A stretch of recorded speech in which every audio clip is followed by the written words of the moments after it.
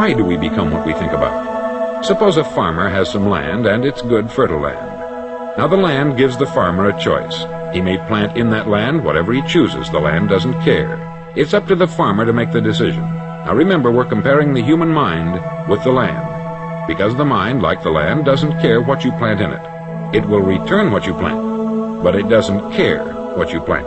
Now let's say that the farmer has two seeds in his hand. One is a seed of corn, the other is nightshade, a deadly poison. He digs two little holes in the earth and he plants both seeds, one corn, the other nightshade.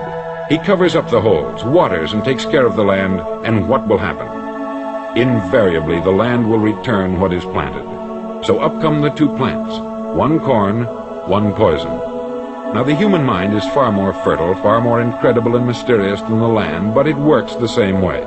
It doesn't care what we plant. Success, failure, a concrete worthwhile goal, or confusion, misunderstanding, fear, anxiety, and so on. But what we plant, it will return to us. You see, the human mind is the last great unexplored continent on the earth. It contains riches beyond our wildest dreams. It will return anything we want to plant. Decide now, what is it you want? Plant your goal in your mind. It's the most important decision you ever make in your entire life.